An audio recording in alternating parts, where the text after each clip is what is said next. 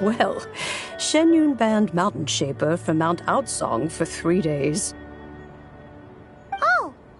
And what about Mooncarver? The scheme to plant mint in one's abode was one those two fools devised together? And when it comes to punishment, one does not discriminate. His banishment ends in 3 days as well. Wow! That's pretty harsh, Cloud Retainer. Let's get down to business. We have news of Rex Lapis. Huh? Isn't that...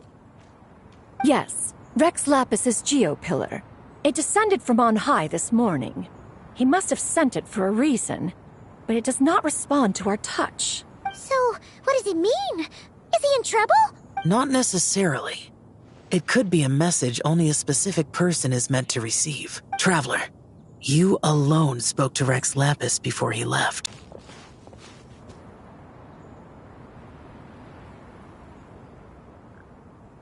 Come to the spring on Mount Qingse. I have left an entrance for you.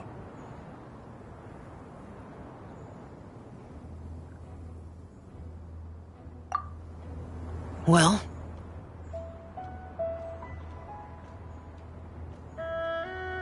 Just as one surmised, it seems that Rex Lapis will not countenance our involvement in this matter. That would not surprise me in the slightest. He's always had a soft spot for the Traveler, after all. But be that as it may, we have served Rex Lapis for millennia now. In other words, I'm sure this has nothing to do with favoritism. He's probably just trying to protect us. That's right. So you mustn't let your guard down, even if Rex Lapis is by your side. Alright, let's get going. We'll try not to keep you all waiting.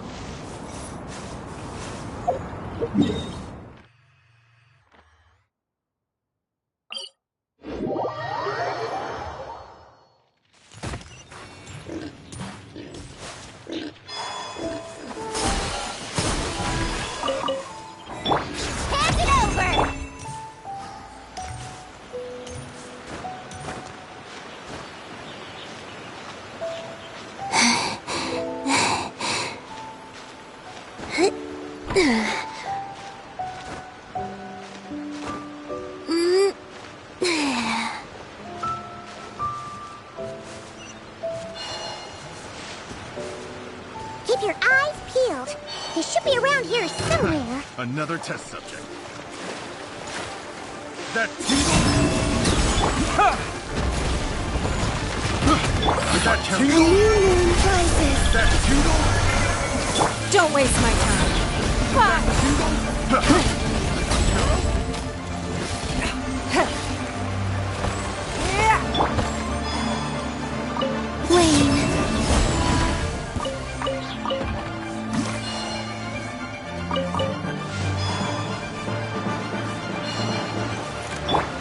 Quake! Terra Smash! The hunter becomes the hunted.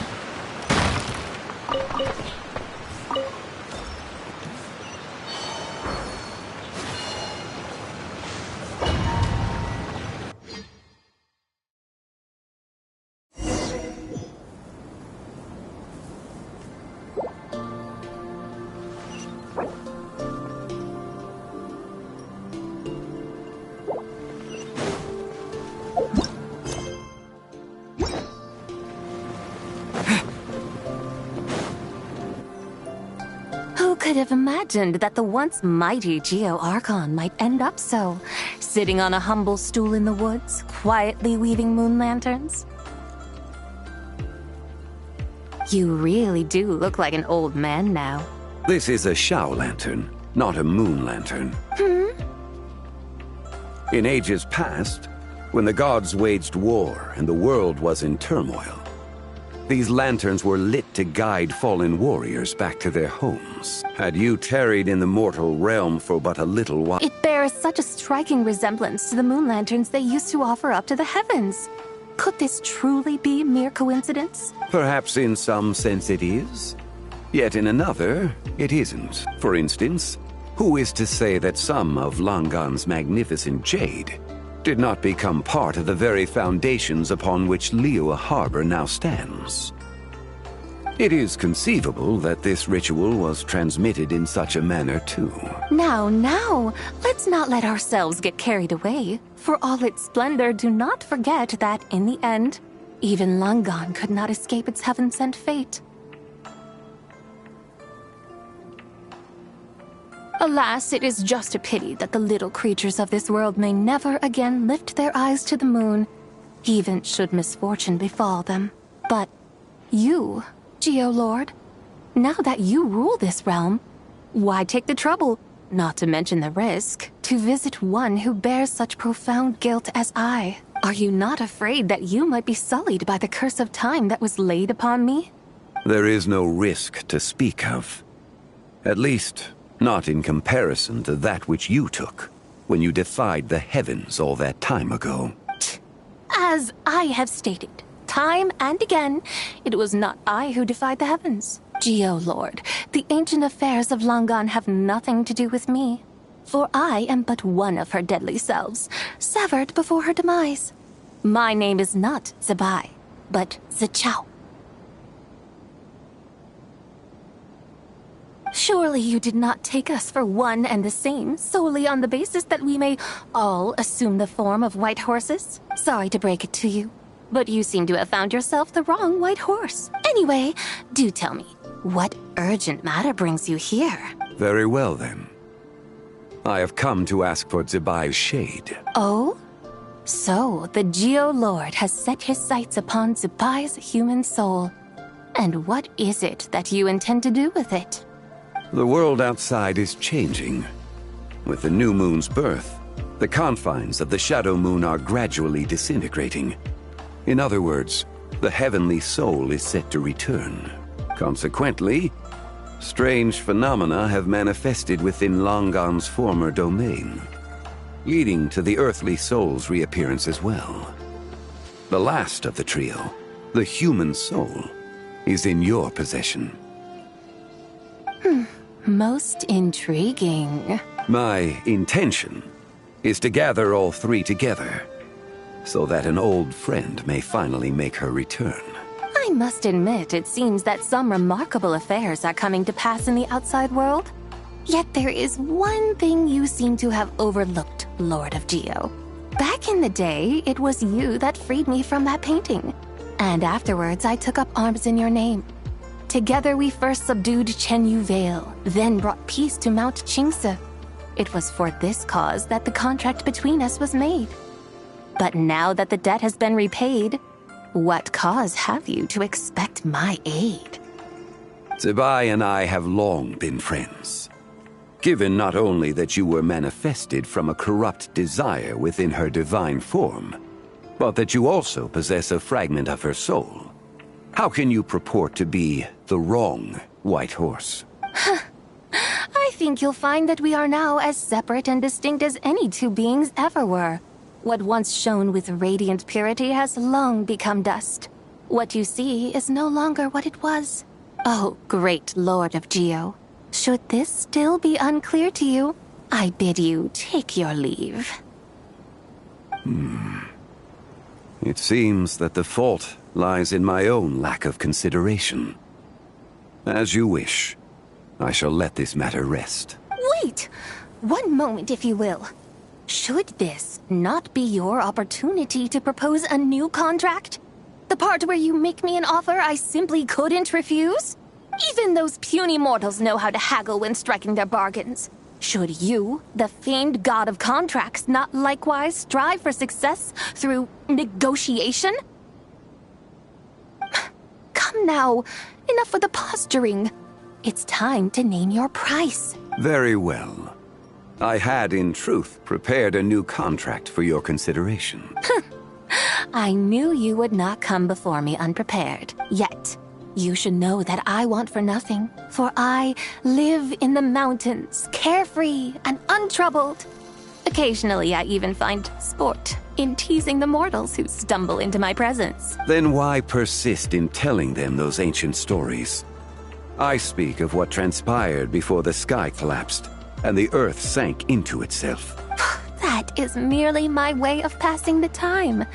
And what of it? Would any believe, much less remember, the ramblings of a mountain hermit?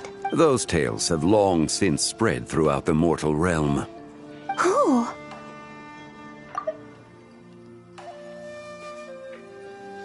Should my words prove insufficient, I invite you to see the world for yourself. To this end, I have found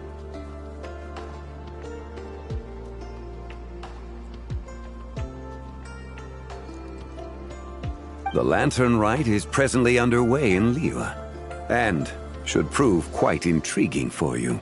So this, then, is the contract you have prepared for me? Indeed it is. Think of it as a contract for a one-day festive excursion. Surely you do not hope to offer this in exchange for Tsubai's shade. The fell be entirely off the table after all. Where, then, are these guides of which you speak? Hey, it's Zhongli! Oh, we've been looking for you everywhere. We thought you might have gone missing. You're here. So these are my guides. Well, well. They certainly look the part, I'll give you that. Guides? Oh, you poor innocent little creatures. The benevolent Lord of Geo has sold you to me, which means that for the rest of this day, you belong to me. Sold us to you? Just what have you gotten us into, Zhongli? The situation is not quite as dire as that would sound. I ask only that you accompany my Adeptus friend on a tour of Liyue. I would suspect that depends on how well you entertain me. Entertain you? Let us start with this Liyue harbor of which I have heard so much. Nowhere is quite so fascinating as a place teeming with little mortals. How come this Adeptus sounds so different from what Paimon imagined? Okay, we'll take care of it. Get ready to find out why they call Paimon the best travel guide in all of Tibet.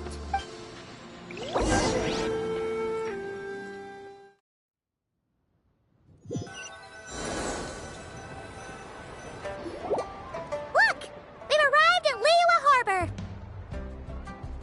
Not only is it Tibet's busiest port, it's also the beating heart of Liyue. So, dear Madam Adeptus, where would you like to go first? With humble fare and wine to sip, in comfort clothed and soul at ease, one eats, and all the heart's ills cease. So we're heading straight for the good stuff? Well, you're in luck, because Paimon's an expert when it comes to food. There are two main cooking styles in Liyue. Li cuisine, which is all about mountain delicacies, and Yue cuisine, which is centered on seafood. The most famous restaurants are Liuli Pavilion and Shinyue Kiosk.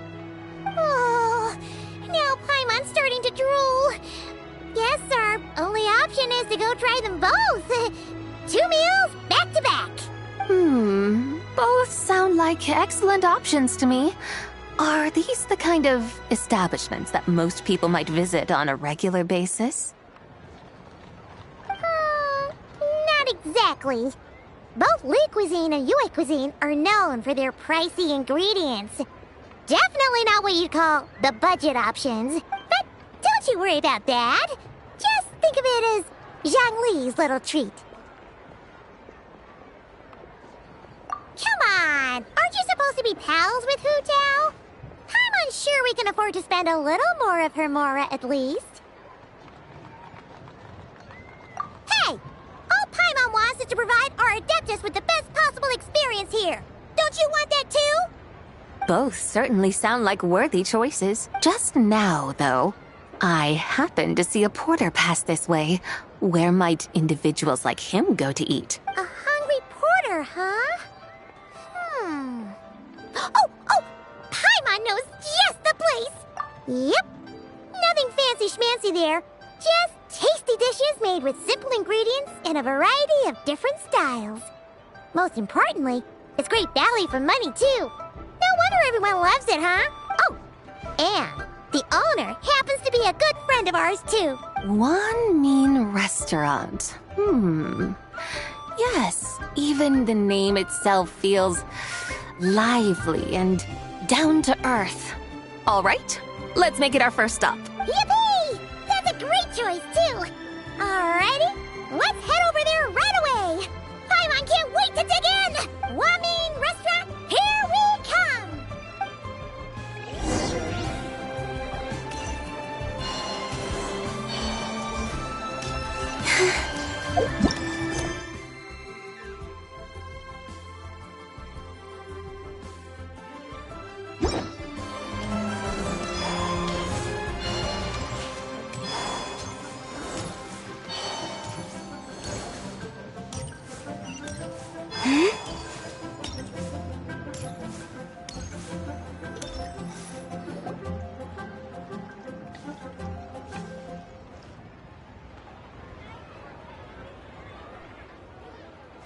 Xiangling! Chef Mel! We're here!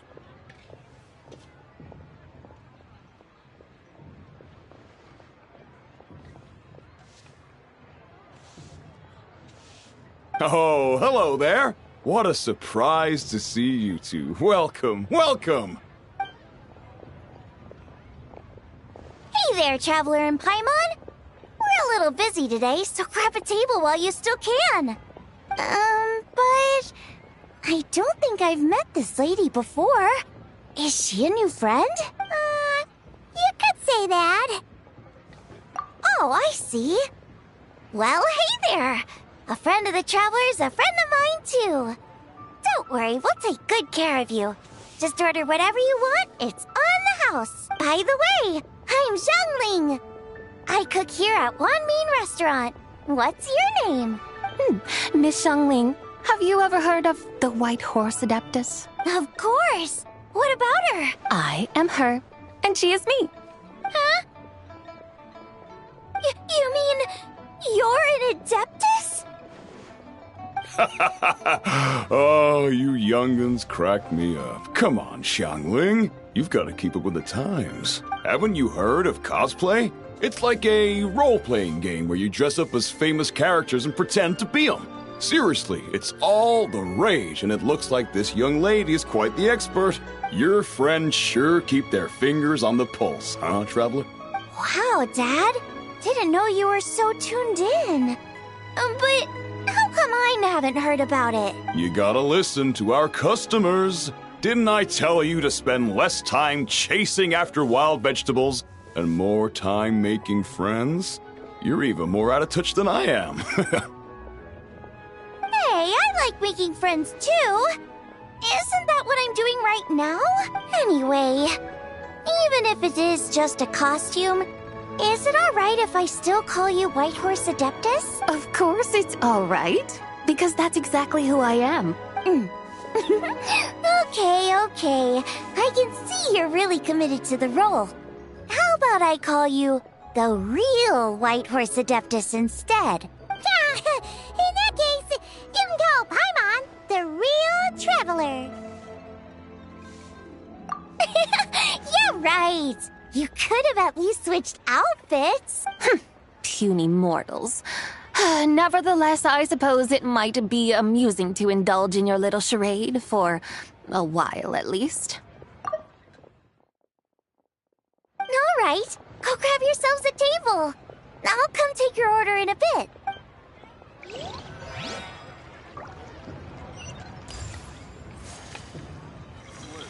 Wow.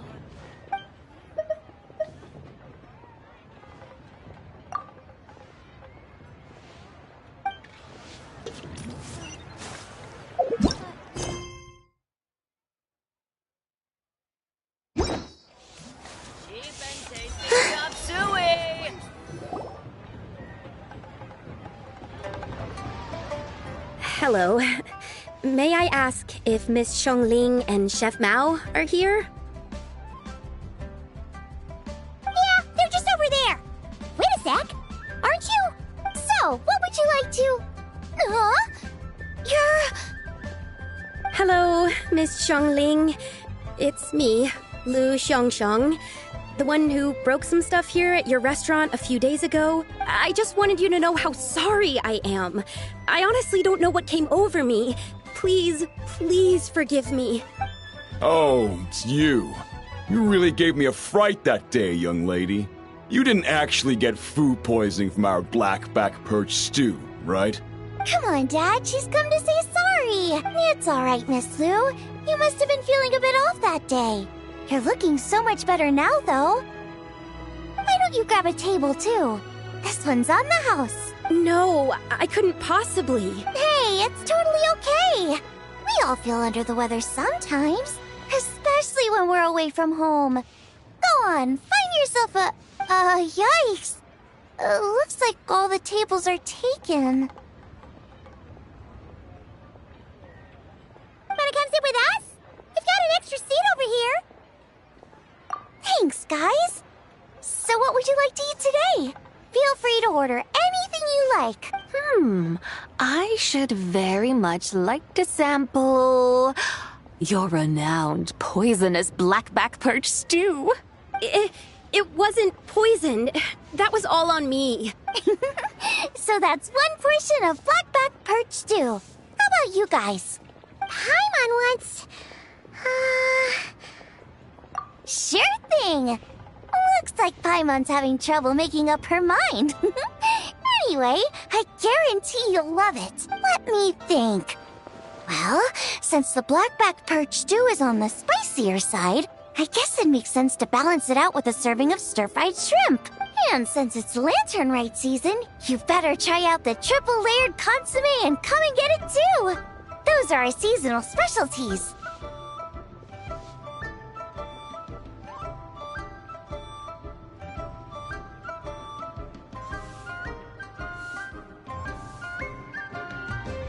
As for the carbs, since we've got a full table, how about some right at home? Along with our special chili mince cornbread buns. Trust me, you won't be disappointed. Then for dessert, I'll whip you up some Lucky Snow Delight. I just came up with it a few days ago, and I can't wait for you to try it. Wow! Sounds like quite the feast. Looks like Paimon's in luck today. Am I the only one who thinks that's way too much? Not at all. Don't worry, I know what I'm doing. And to top it all off, our star dish, Adeptus Temptation. You should know that we don't often serve this here at Wanmin Restaurant. But since this is my first time cooking for the White Horse Adeptus, I'm pulling out all the stops. Okie dokie, just sit back and relax. I'll have your dishes out in no time. Hold on. Did I just hear Miss Xiongling mention the White Horse Adeptus? You did indeed. And you're looking right at her. That's a joke, by the way. She's cosplaying. Oh, I see. Phew, almost believed you there for a moment. Tell me, little one, what business might you have with the White Horse Adeptus? It's a long story. Basically, a while back, I took part in an archaeological dig over at the chasm. While we were there, we discovered a number of relics.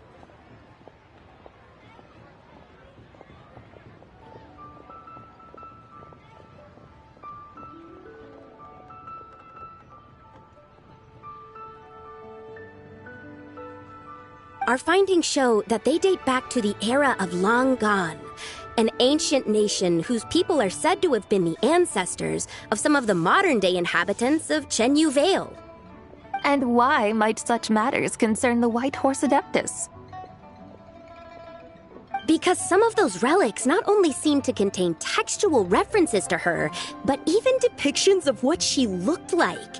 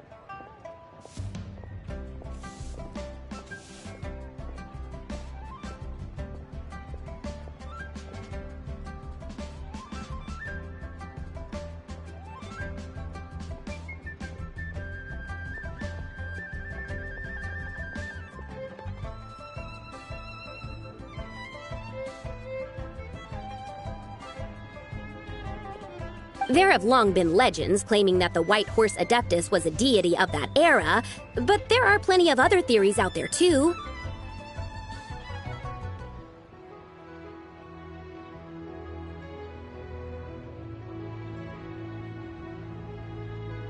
If I could just locate some more detailed records, I'm sure we'd be able to find out so much more.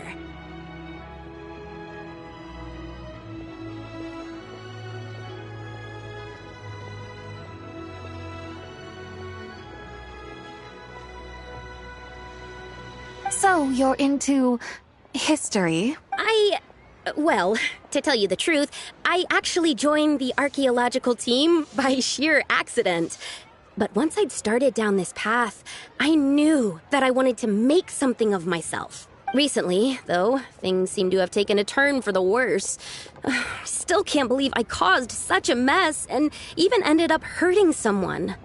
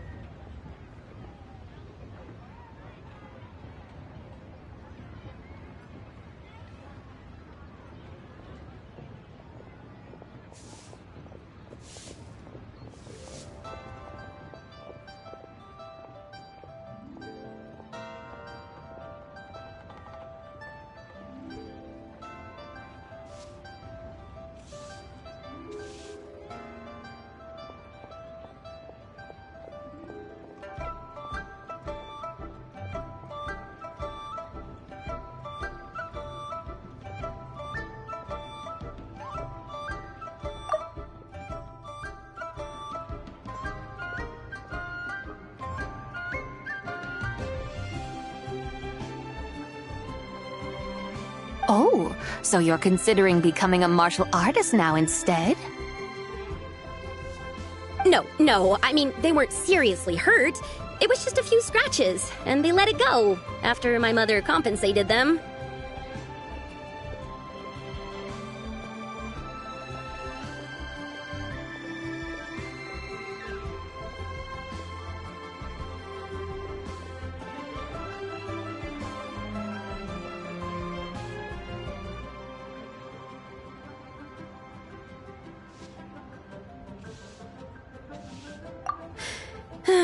Either way, my career's pretty much over. And even though both the victim and the Ministry of Civil Affairs say they won't be pursuing the matter any further, my father says he's going to punish me according to our family rules.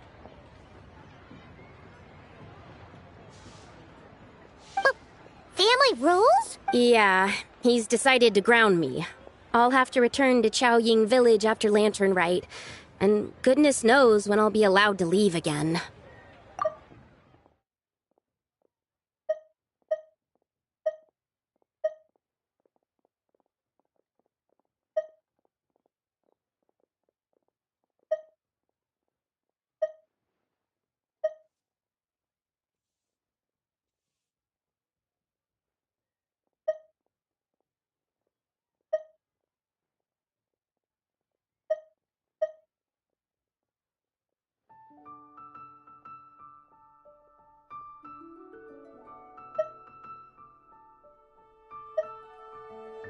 Wow, that's harsh. Sounds like the kind of thing only rich, super traditional parents would do.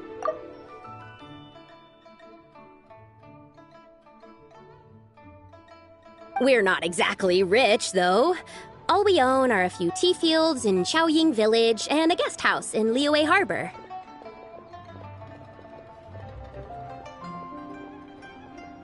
A guest house? It isn't Baiju Guest House by any chance?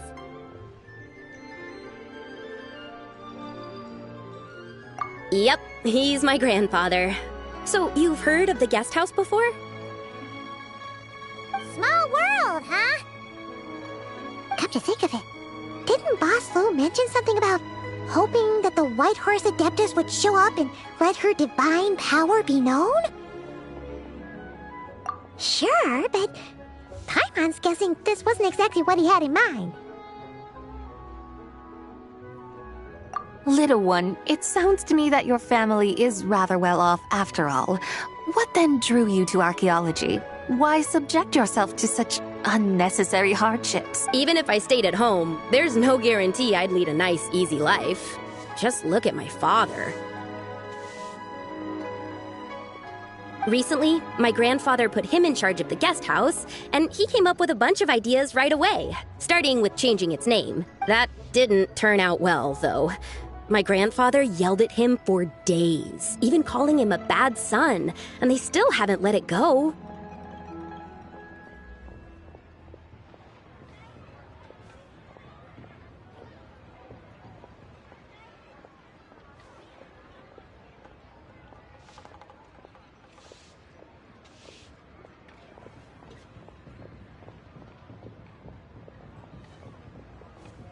Oh! Paimon thinks we might have heard about that too.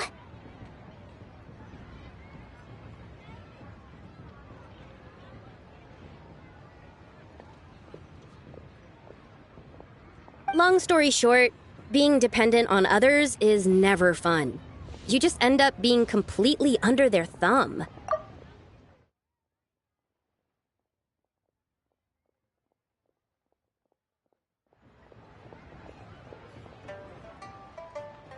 That's why I want to make it on my own out here, no matter how hard it is. After all, as the saying goes, to rise above others, one must endure the hardest of hardships.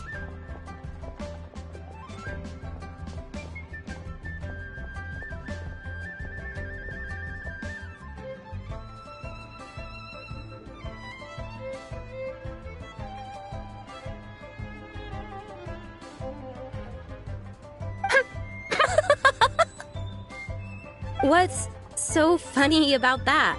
You poor, innocent little creatures never fail to amuse me. To think you would endure all manner of hardships in your brief time on this mortal plane, and all that merely to rise above others. I would have thought that the wiser path would be to simply roam this world as I do.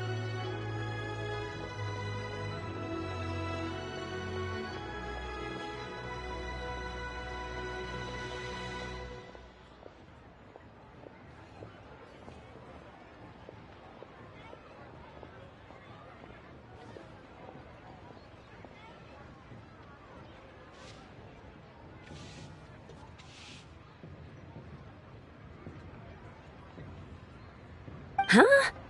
Tell me, what is it that you truly delight in? Archaeology? Martial arts? Tea planting? Or perhaps the keeping of a guest house? What I delight in? Yes! Surely there must be...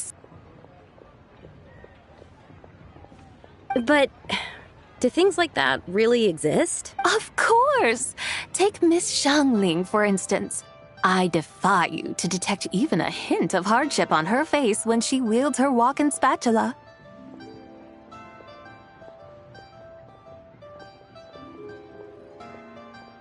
So, since it seems you are resolved to tread the rocky path, you should strive with all your might to pursue that which brings you delight. You mean, like cosplay? I suppose you might say that. Looks like the White Horse Adeptus is really getting into her role. I think I get what you mean then. Maybe I should have a chat with Miss Xiangling before I head home.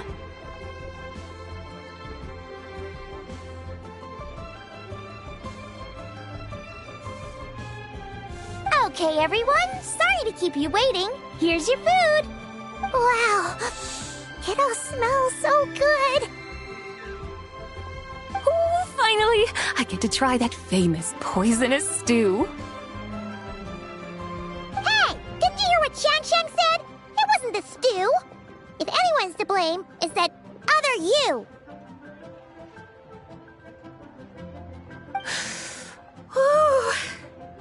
What's up? How fiercely this mortal fare burns upon the tongue!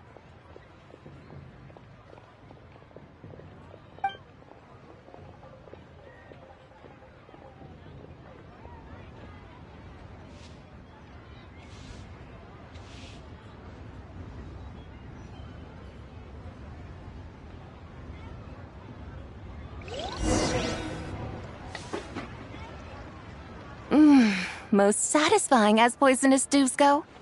So, where to now? Time, I think, to seek out some diversion? Oh, there's plenty of entertainment options in Liyue. Paimon will tell you that. The locals like to drink tea, walk their pets, play chess, watch operas, attend storytelling performances.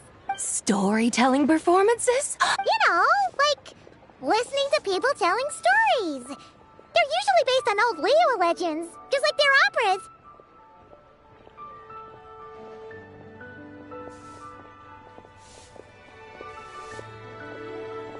Stuff like the Divine Damsel of Devastation, Through the Eyes of a Dragon, or the Sanctification of Tao Do. What about the story of the bright moon that sits in the sky above us?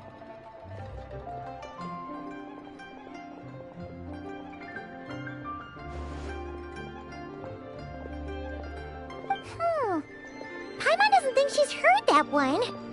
Still, the moon does come up quite a lot. It's even in the name itself. The Yue in Liyue actually means moon. Since we're on the subject, you like telling stories yourself, right? Why don't we go check it out? In that case, I'll have to trouble the two of you to lead the way. Awesome! Let's go! Third round knockout, here we come!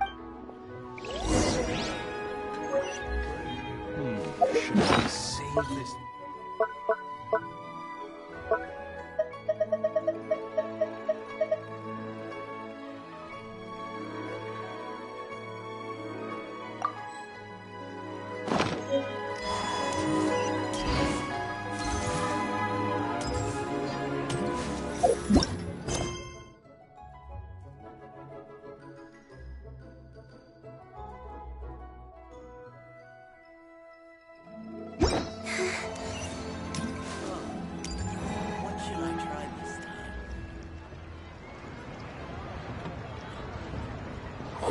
tongue twister.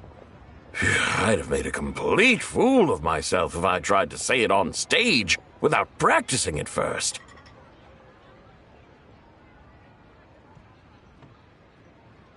Huh. Call yourself Iron Tongue Tien. Wobbly Tongue Tien, more like.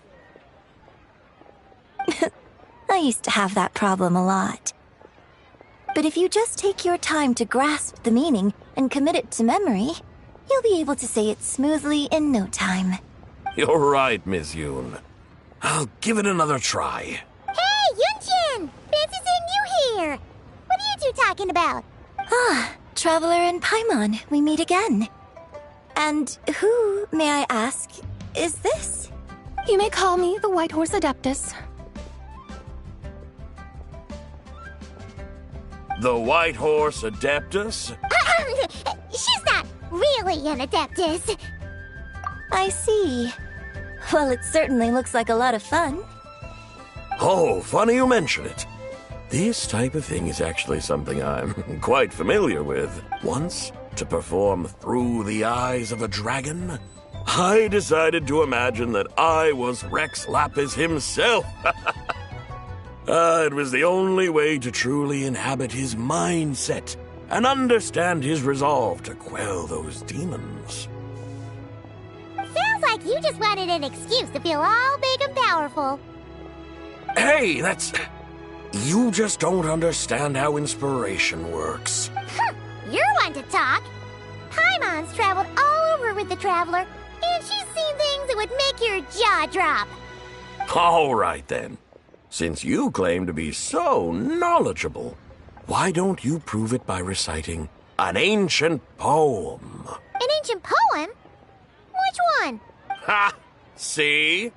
You mean to tell me you've never even heard of the ancient poem called An Ancient Poem?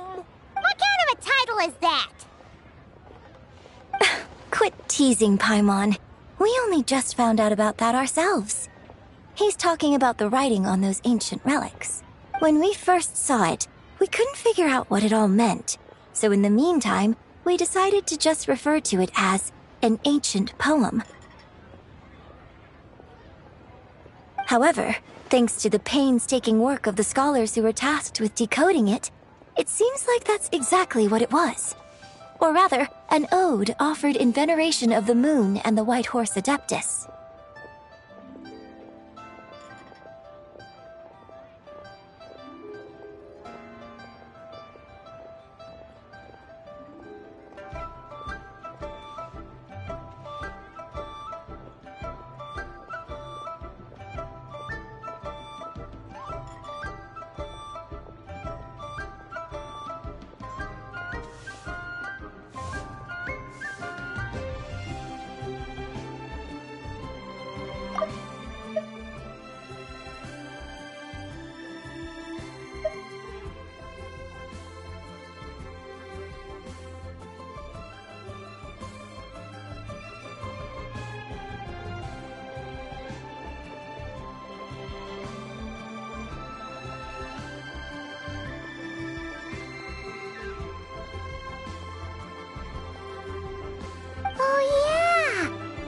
Kuching mentioned that before?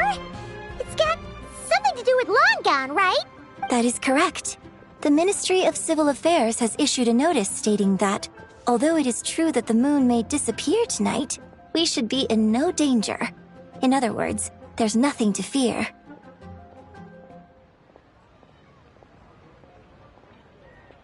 But if you're worried, we can always take a leaf from the Book of the Ancients. By reciting this poem, I mean, and calling for the White Horse Adeptus' aid. If we do that, I'm certain she'll protect our moon and keep us safe.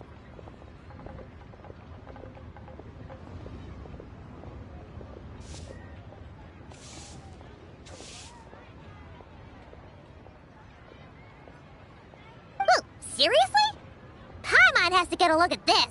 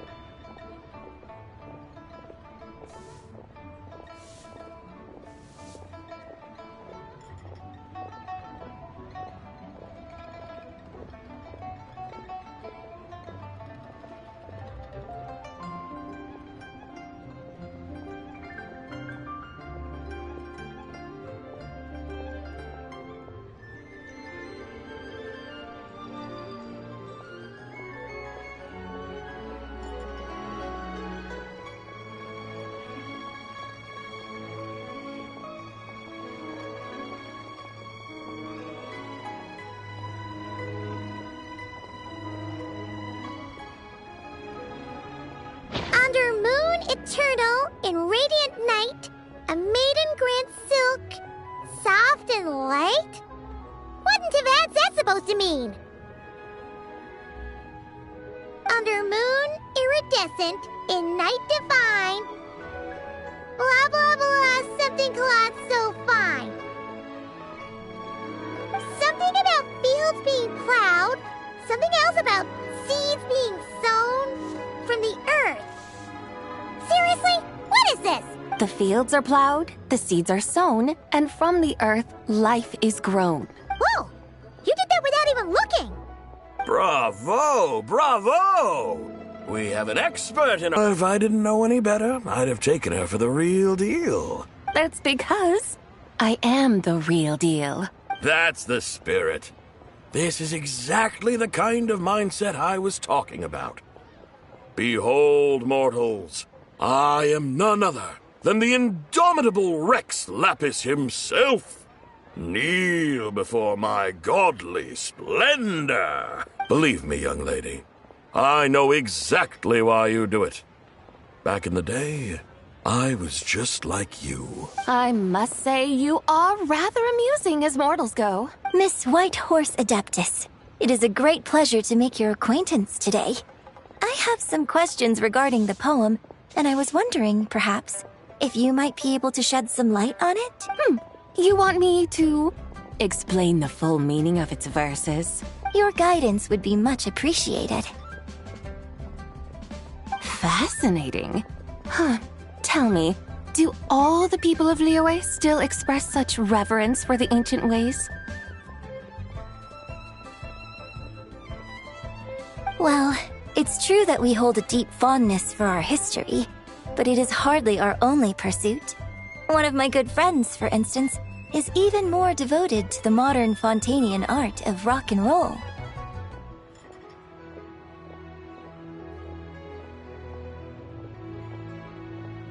Exactly!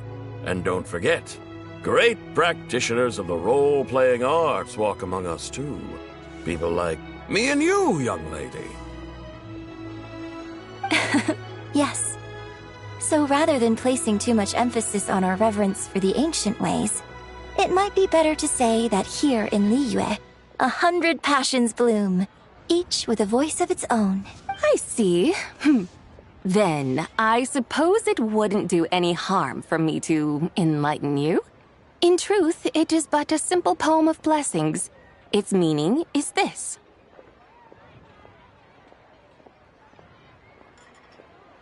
As the eternal moon rises in the night sky, a maiden adorned with lustrous jade descends upon the earth. She blesses the kudzu vines and mulberry leaves, so that they may be used to make coarse cloth that is nevertheless soft, light, and comfortable to wear. As the iridescent moon rises in the night sky, a maiden adorned with lustrous jade descends upon the earth. She blesses the kudzu vines and hemp, so that they may be used to make fine, luxurious cloth. As the frost moon rises in the night sky, a maiden adorned with lustrous jade descends upon the earth. She blesses the mugwort and artemisia, so that they may be perfect for divination. So she really did come down from the moon? She shows the people how to use the plow and spade to purge the land of weeds, till the soil, and heap up the earth to make it fertile. Then with the hoe, she teaches them to sow their grain, bestowing the promise of life upon every seed. She blesses the millet and the beans, ensuring that their stalks and vines stretch forth without end. She graces the wheat and the rice, so that their heavy heads are filled with plump, glistening grain. Sounds like she's a real pro at all this farming stuff. The fruits of the field are harvested and brewed into sacred wine for honored guests. This we reverently present to the divine maiden, with every ceremonial step flawlessly observed, so that she may witness the depth of our piety and respect.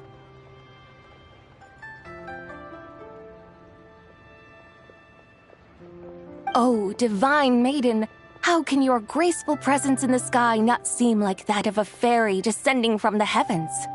O divine maiden, how does your pure and radiant form not resemble the guardian spirit of our land? I send my heart's desire, ascending to the heavens, beseeching you to grant us good fortune and blessings in the coming year. Huh? So, that's what it's supposed to mean? I find myself speechless. Moved beyond the power of words to convey.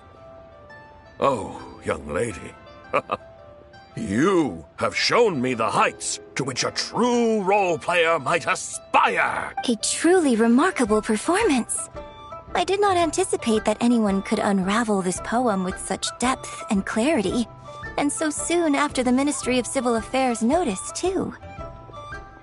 I'd even begun to consider myself somewhat versed in the matter, but as they say, there's always someone more knowledgeable out there. Allow me to extend my thanks to you, Miss Whitehorse Adeptus. You are far too humble, young one. I must confess, it is I who have been surprised, not only by you, but also by this Liyue harbor of the present day. Ah, so you're not from Liyue.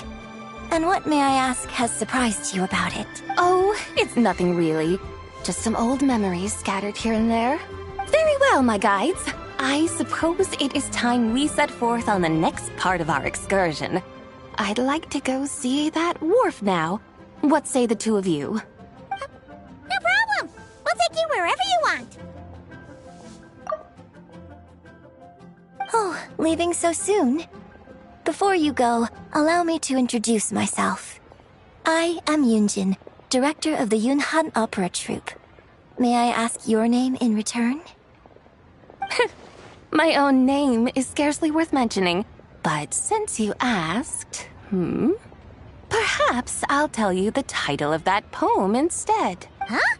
So, it isn't actually called an ancient poem? Of course not.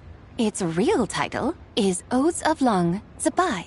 Odes of Long Zabai. All right then, until we meet again.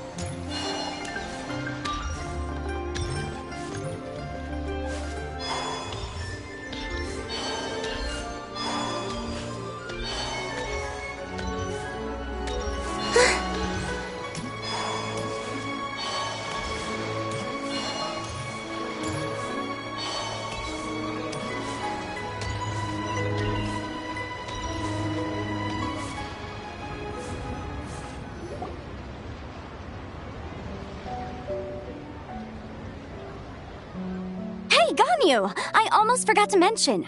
On my recent trip to Notcry, I came across something really fascinating in the Frostmoon Scion's library.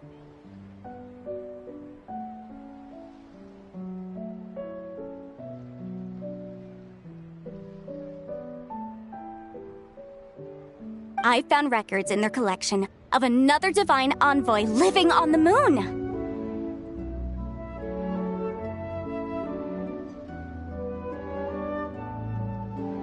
A divine envoy on the moon? You don't think it could have been referring to the White Horse Adeptus too, do you?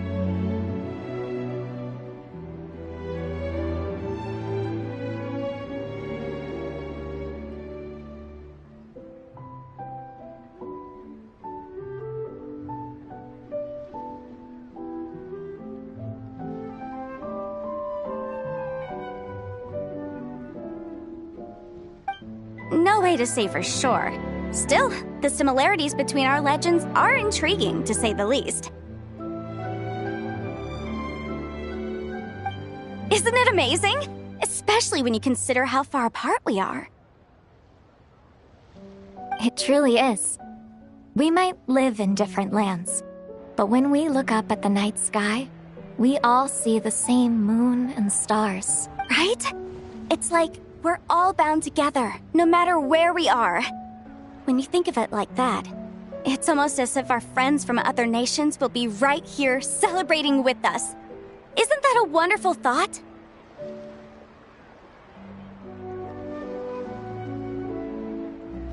No wonder you were so excited to go see the giant lantern when you first got back. Sounds like you're a real fan of the White Horse Adeptus, huh?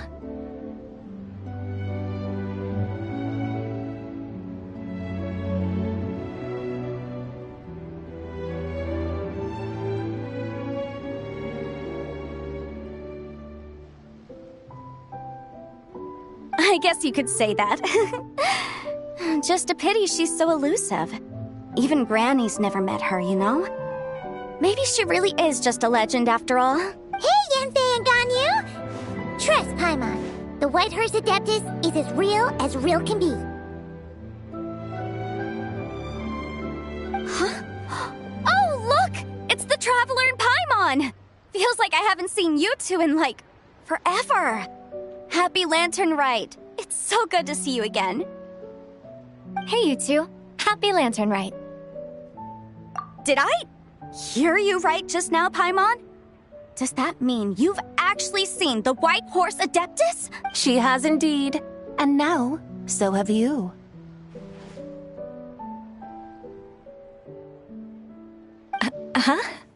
And you are?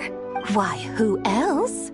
The White Horse Adeptus, of course. Could you maybe start with something else next time? You're the White Horse Adeptus? That's right. Allow Paimon to introduce you to our new friend, Zichao. She's been low-key obsessed with cosplaying the White Horse Adeptus ever since we met her. I see. Well then, greetings, Miss Zichao. My name is Yanfei. And recently, I've been low-key obsessed with learning everything I can about the White Horse Adeptus. I'm sure the two of you will get along like a house on fire. Oh, and by the way, I'm Ganyu. So, Miss Zichao, you must be here to see the giant lantern too, right? A horse-shaped Zhao lantern? Is that what I think it is? That's right. A lantern made to honor the White Horse Adeptus herself. Isn't it gorgeous?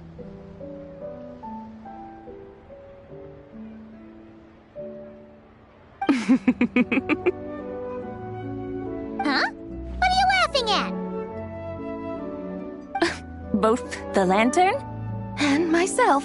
What do you mean? This lantern truly is an artistic masterpiece. But tell me this. Have any of you ever seen a horse before? Come to think of it, Paimon can't remember ever actually seeing one herself. What about you, Traveler?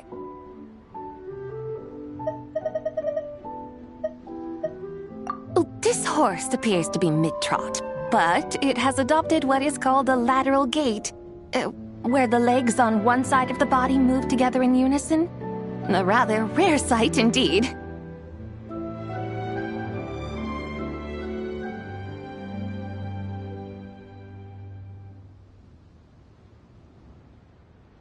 Just now, I suddenly pictured myself, I mean, the White Horse Adeptus running the same way.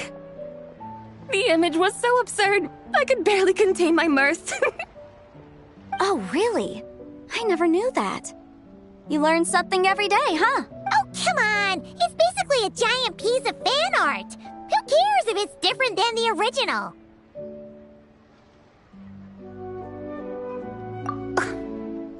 I was merely laughing at my own ignorance. I came here thinking that the White Horse Adeptus's tale had been long forgotten. Yet here I am, gazing upon a lantern made in her honor.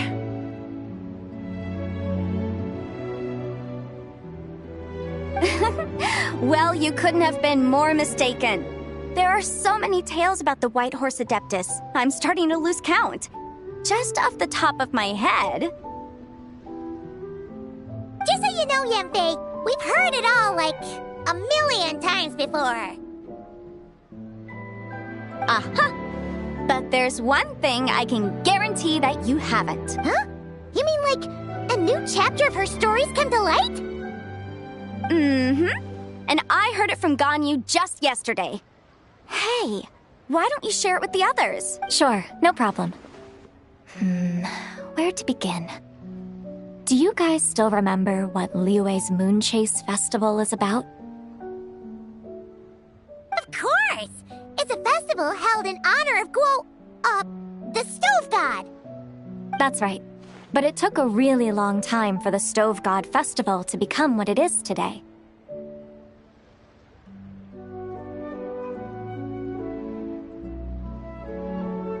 In its earliest form, it was actually an adeptal ritual known as the Moon Chase Rite.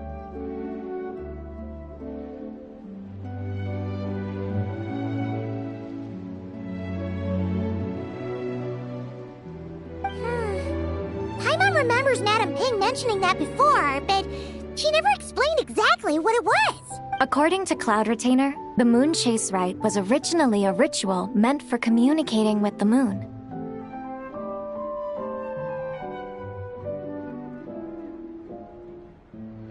Communicating with the moon? But for what purpose?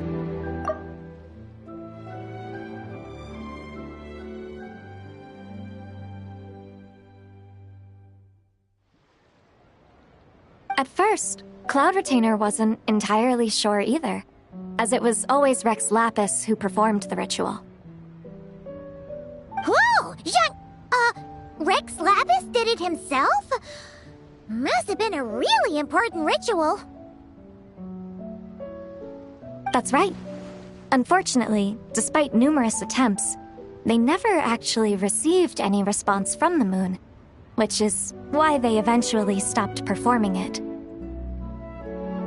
But then, just yesterday, Kutching took a picture of the moon being obscured by a dark hole to Cloud Retainer and asked if it had anything to do with the Moon Chase Rite.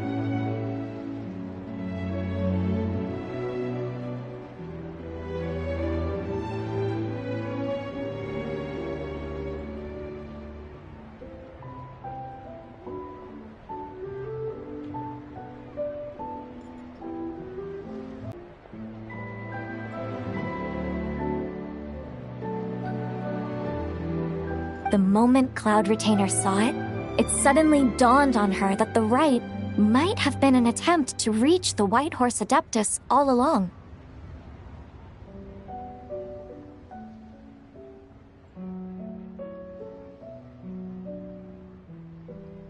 Does that mean Zhongli's been trying to bring back the White Horse Adeptus all this time?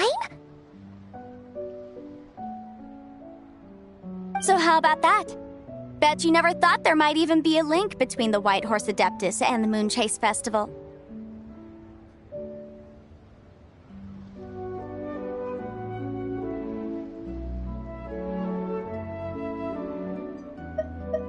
If Kutching hadn't taken that picture to Cloud Retainer, we would never have known any of this. This is probably what Kutching was referring to that day when she mentioned there were some ideas she wanted to follow up on.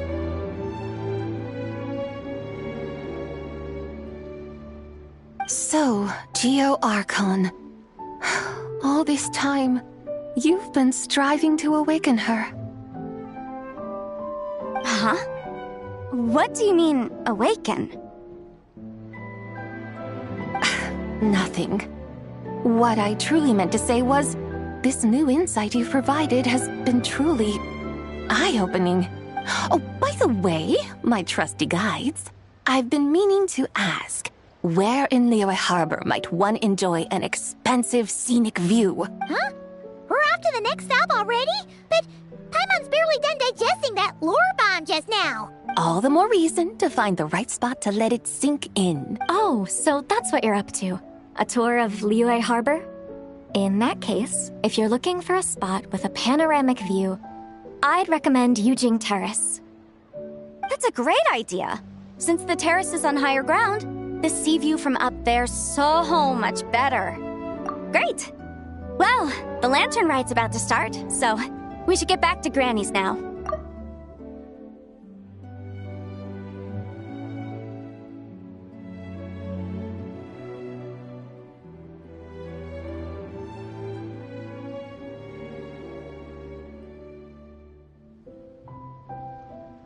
Hope to see you all at the festival tonight. Oh, you're off too? All right then. See you both soon. See you soon.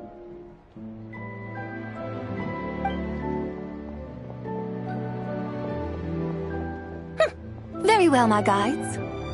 What are we waiting for? Okay, you're the boss. Eugene Terrace it is. After all, the customer's always right. Something else you needed to do?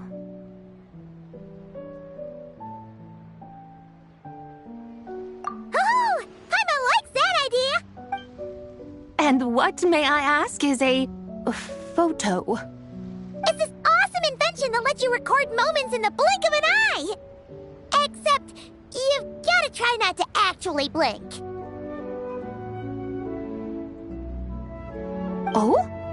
What must I do in preparation then? Nothing. All you gotta do is choose a pose. The Traveler will handle everything else.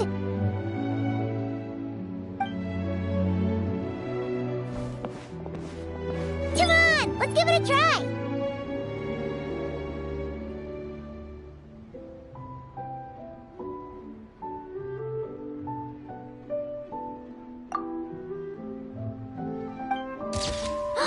Look! We got a great picture! Paimon's gonna call it The White Horse Adeptus Meets the White Horse Adeptus in Liyue Harbor.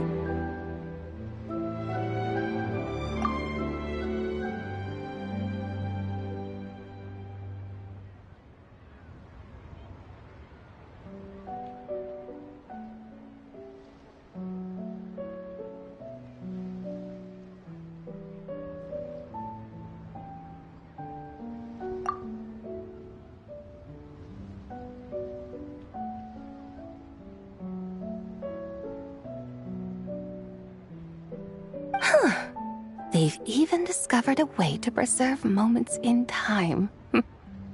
Now I truly am curious to witness what else these mortals might accomplish. Very well, let us proceed. Eugene Terrace lies in that direction, does it not? Hey, wait for us!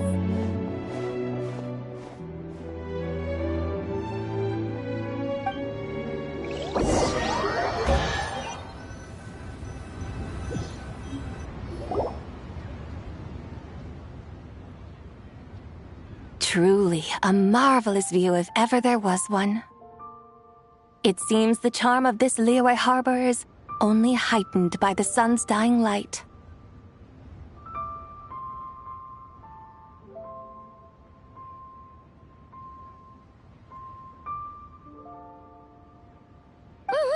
And soon, people will start releasing their shell lanterns to mark the most important day of the year. Practically everyone will be with their friends and family, eating a big meal, chatting, and even setting off fireworks.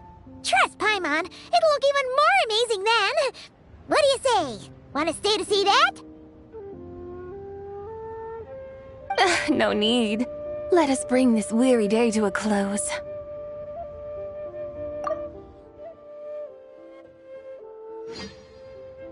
Weary day? You mean, you didn't enjoy your tour? I had imagined you would arrange for me to witness some grand spectacle. Perhaps the descent of divine beings, the manifestation of the sacred before mortal eyes, or the appearance of a selfless hero come to aid the helpless and downtrodden.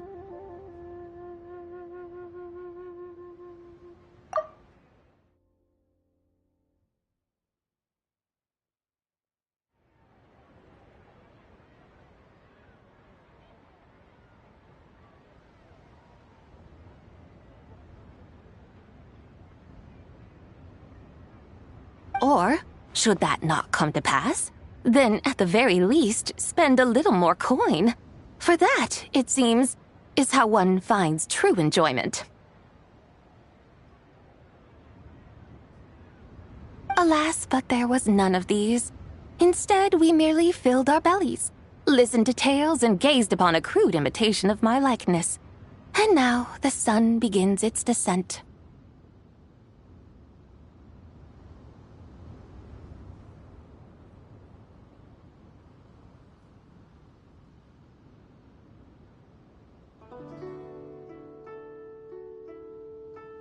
What a day of quiet tedium. Well, we're so sorry. If we'd known that was what you wanted, we'd have done it all differently. It's all that Jiang Li's fault for not making the customer's requirements clear. Well, it's too late now. Do you still believe I would part with that soul fragment, now so intertwined with my very being?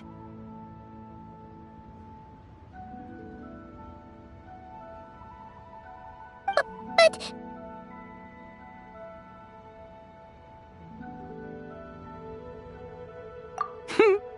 I knew you were the more astute of the pair. Huh? You were just trying to scare Paimon? It seems the realm of the Geo Archon has a way of making one more stony-faced. So, you were just pulling Paimon's leg? Of course. I was merely engaging in a little banter with the two of you. Long ago, I shared tales with various mortals who chanced upon my mountain abode. Never did I imagine that those stories would endure. It seems I greatly underestimated them. Perhaps, as your Geolord said, a few pieces of ancient Langan's magnificent jade have truly become part of the very foundation of this land.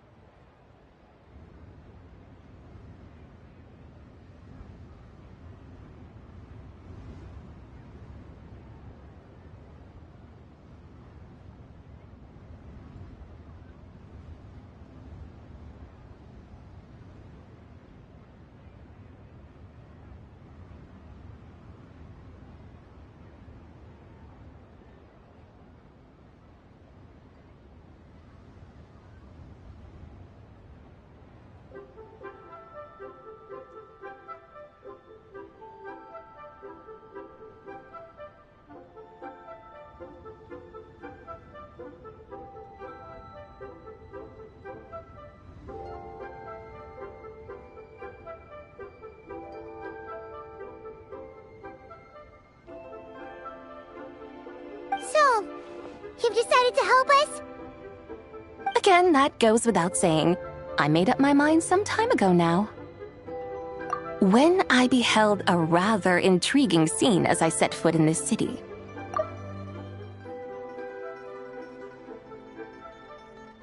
I saw porters passing through the alleys, setting down heavy wooden crates from their weary shoulders. Peddlers pushing carts as the kites and lanterns upon them rustled gently in the breeze.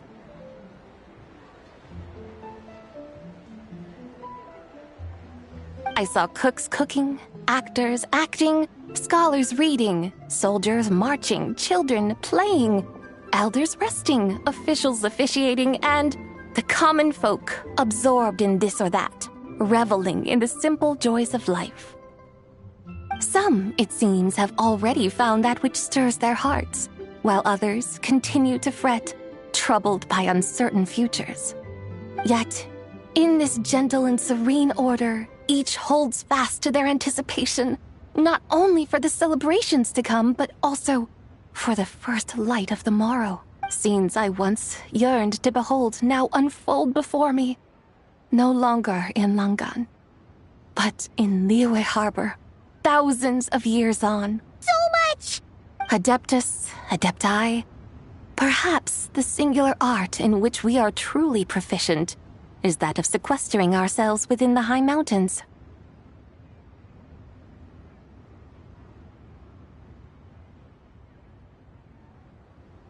But once we leave our mountain refuge, we find ourselves drawn back to mortal ways all the same. So, it is I who should offer my thanks to the two of you. Traveler, Paimon, you have made this day more delightful than any I've known in a long, long time.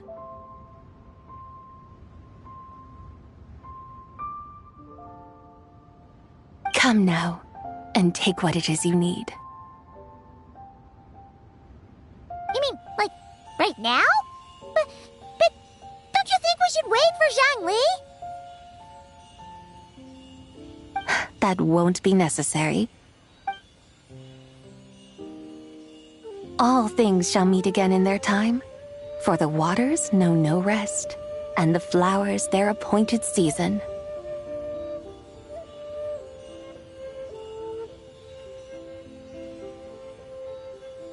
One need not fear that life is but a journey of goodbyes.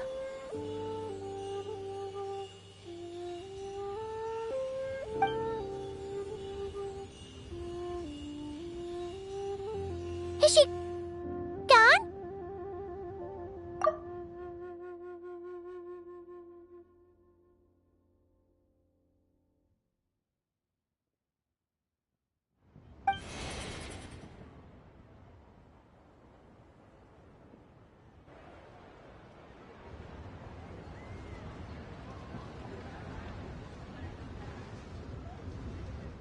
Yes, she's gone. A deadly self is formed from the body's impure vapors, so naturally it cannot survive long in this world. Had it not been sustained by the remnant of Zibai's soul, it would have faded away a long time past. Now that the remnant is gone, it has severed its ties to the mortal world. Zhangli! When did you get here? A while ago. Paimon would have thought you'd at least want to say goodbye. Though mountains endure, the ceaseless waters will, at last, wear away their sharp edges. Thus must I meet the marks wrought upon her by the ruler of time with great caution.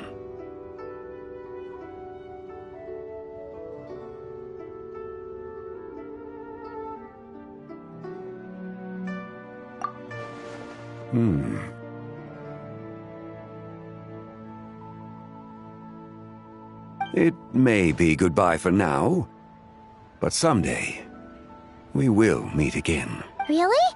And when might that be? Who can say for sure? Years and years from now, perhaps. Or maybe tonight, at the Lanternlit. Are you saying that if the White Horse Adeptus were to be resurrected, she'd still have the memories of the three deadly selves? That she'd still remember us? We will find out soon enough.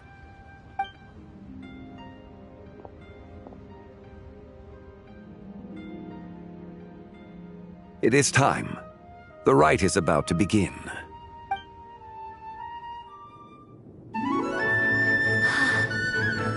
The rite is about to begin. Is the moon really gonna disappear?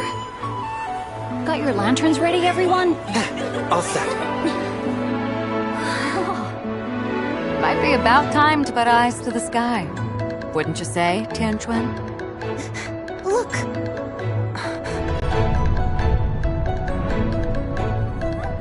When the sun's out, eat the sun. When the moon's out, eat the moon. Whoa, is this the lunar eclipse? Under moon eternal, in radiant night, a maiden grants silk, soft and light. Under moon iridescent, in night divine, a maiden grants fiber for cloth For so you. fine. Under moon of frost, in night so great, a maiden grants tools to divine our fate. The fields are plowed, the seeds are sown, and from the earth, life is grown. The seedlings stretch, the crops do rise, and all unfolds before our eyes. Fruits are gathered, sweet wine is poured. These gifts we offer to our Lord. Pure as heaven, so fair and bright, she shines as light in this dark night. And with her does this, wish take flight.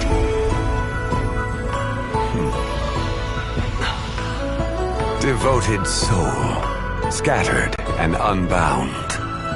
Let this lantern guide you home, by its light be found.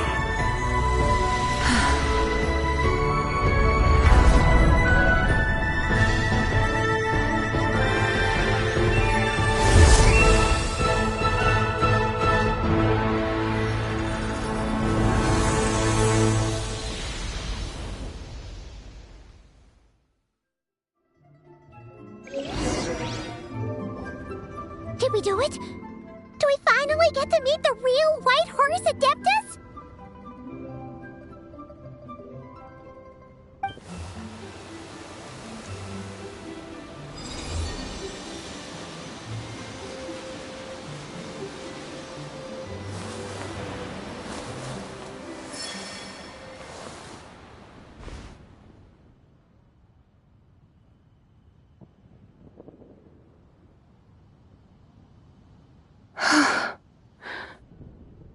This place. Where am I? A familiar land, now known by the name of Liyue. Liyue? The peaks adorn the clouded moon. Then, who might you be? Oh no! She seems to have lost all her memories after all. And those countless lights in the sky. What are they?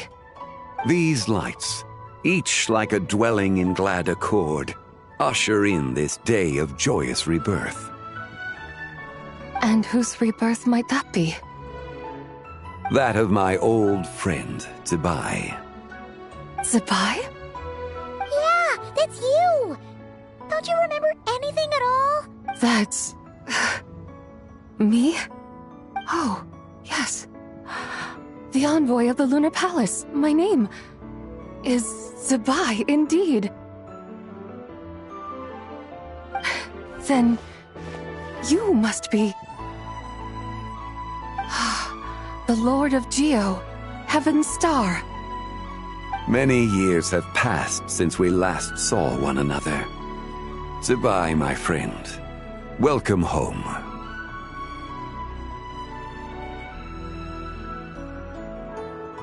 Home? But why does this place, this Liyue, feel at once so strange and yet so familiar? Who you are? Who are you? Ah, yes, I remember now. You are that young wushu dancer, the one who seeks disciples.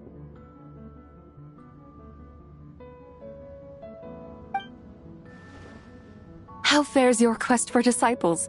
It must have yielded a truly prolific body of students by now, I trust.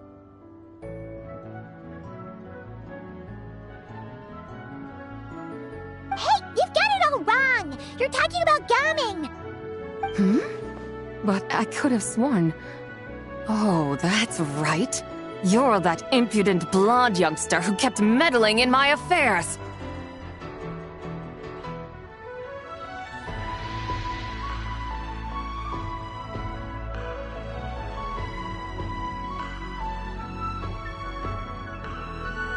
And to think you even had the audacity to presume yourselves worthy of being... What was it again? Ah, yes, of being my guides.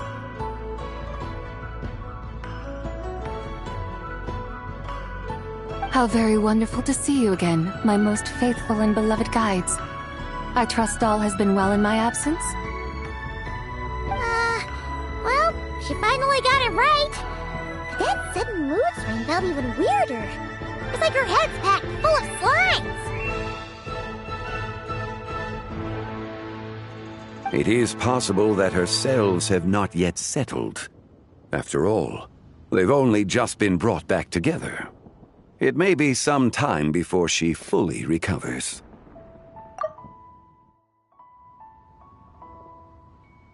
Huh?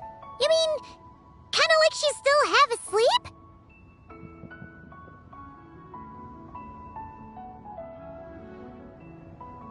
That I cannot say for certain. Perhaps a few days, perhaps a few years. A few years? Mortal years are but a poor measure when divine beings tread the realm of dreams. Well, if you say so. Anyway, at least she's whole again, right? That already seems like a pretty good outcome to Paimon.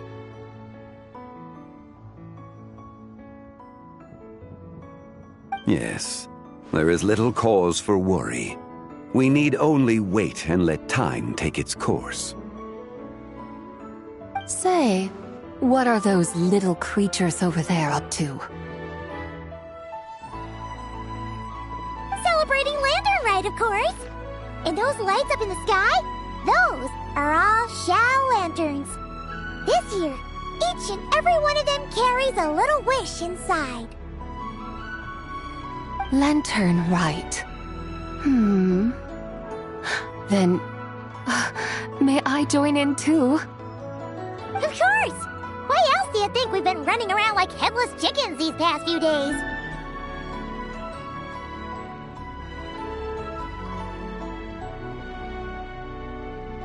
Tell you what, Traveler, why don't we take the White Horse Adeptus out to celebrate? Who knows?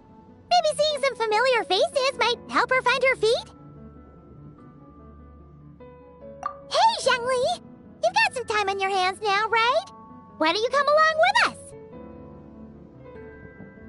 By no means a bad idea, Paimon.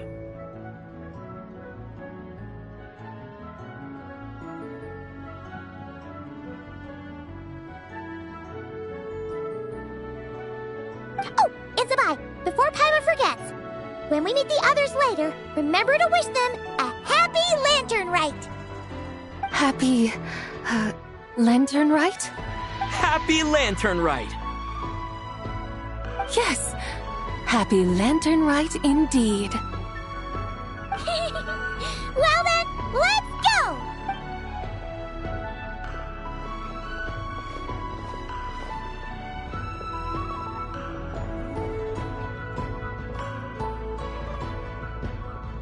Lanternlit, a night of joy, reunion, and moonlit blessings for all.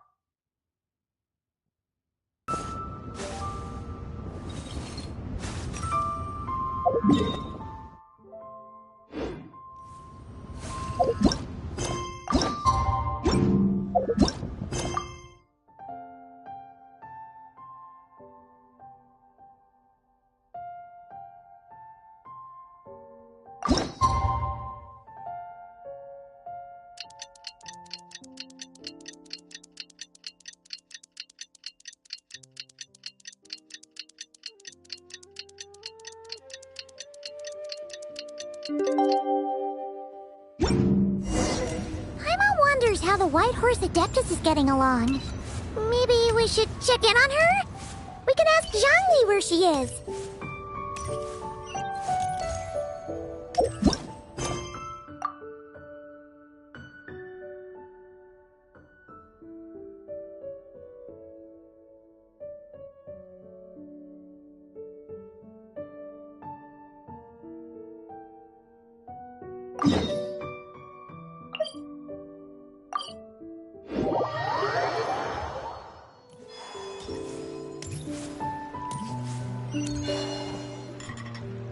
Oh, looks like Zhongli hasn't stopped by for tea today. Hey, are you two looking for your friend? Try going up that way. Is Zhangli up that way? No, but that young lady who was dressed up as the White Horse Adeptus the other day is. She's your friend, right? I just saw her head toward Wanmin Restaurant. I was wondering why she was eating alone. But then you two showed up hot on her heels. Oh, what luck! We were just on our way to find her. But what's she doing at Wanmin Restaurant? I have no idea. I said hello, but she completely ignored me. She couldn't have forgotten who I am, right? I mean, we're kindred spirits, aren't we? Maybe she's still half asleep. Her brain might be a little fuzzy. Oh, that makes sense. I was wondering why her eyes were so red. Her eyes were red? Oh, that doesn't sound good. You young people, staying up all night because you think you're invincible? Look at your friend. Missing out on sleep so she can pretend to be the White Horse Adeptus. That's where that leaves you, you know. A word to your friend from someone who's older and wiser. She really needs some rest.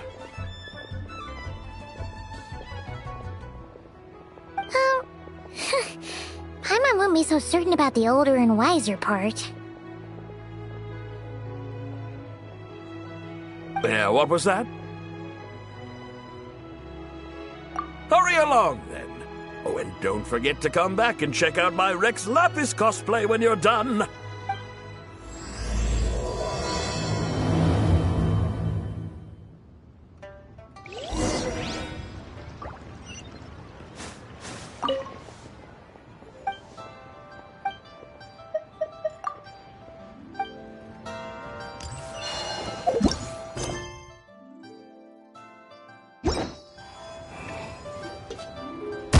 The proprietor! Come out and see me at once!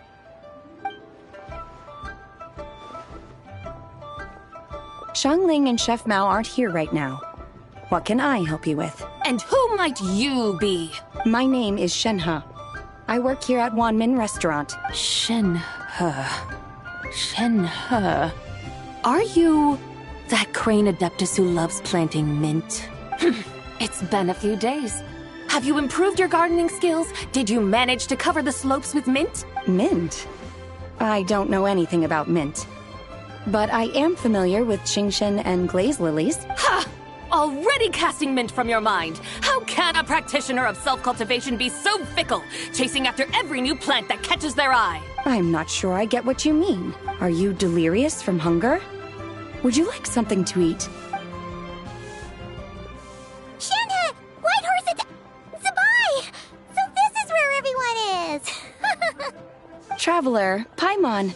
It's been a long time. Happy Lanternlit. Is this customer a friend of yours?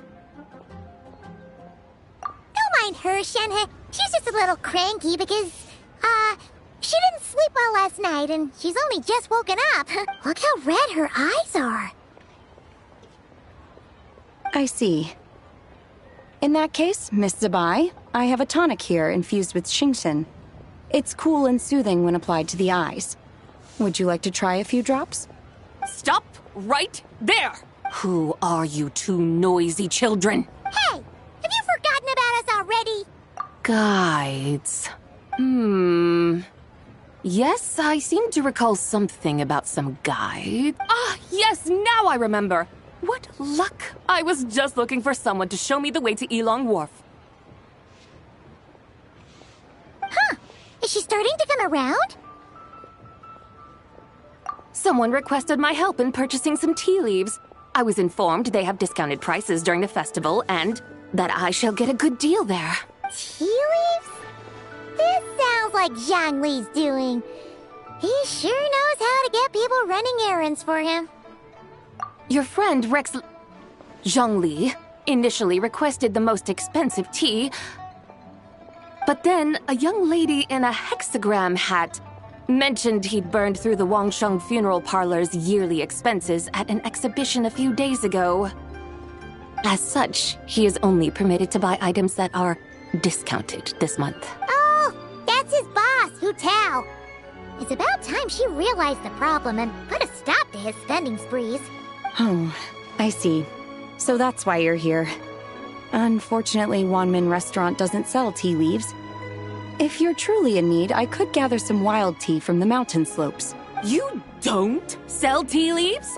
But I remember your boss, Miss Lu, saying that she owns tea fields. You really should get some rest. The person you're talking about isn't the boss of Wanmin Restaurant.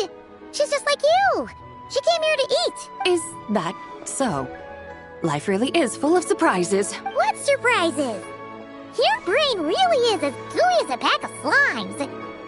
Paimon can't believe Zhongli entrusted you with going all the way to Yilong Wharf and buying tea.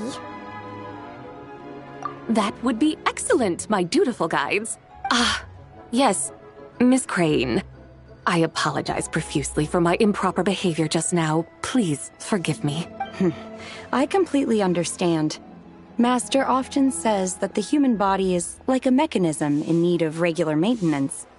When a person cannot rest at night, they are sure to become irritable and on edge. Miss Crane, you appear reasoned and compassionate on the surface, yet I sense dark forces churning within your spiritual core. Those red ropes you wear are what bind them. Am I correct? Oh. You can sense that? Indeed. I also sense that with your strength, you might try undoing one or two of those bonds when training. Untie Shen has ropes? Wouldn't that be risky?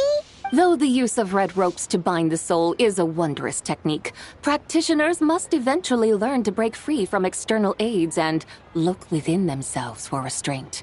Master has told me similar things, but I am not ready yet. Your self-cultivation has progressed far enough. Then I will seek further guidance from my master. If you still have doubts, you can find me at the Baiju Guest House. I'll be taking up residence there for a while. For now, my dutiful guides, let us be off.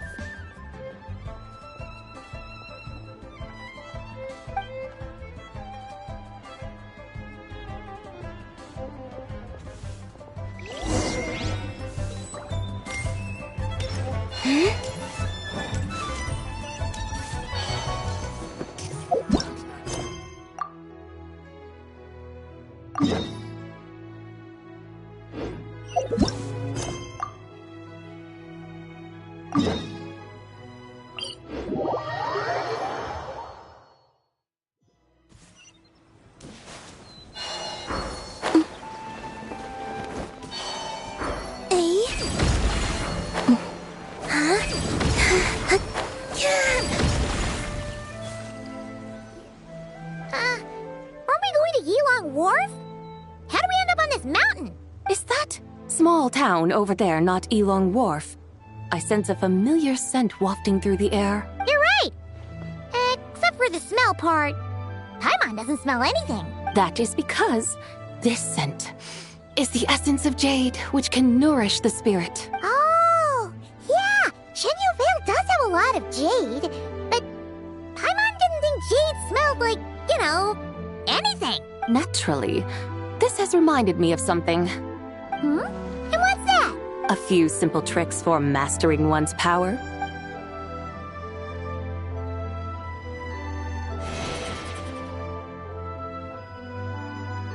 What is that thing?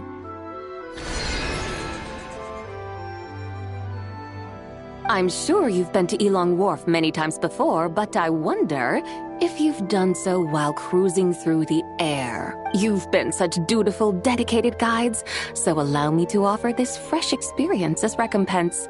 Please step in.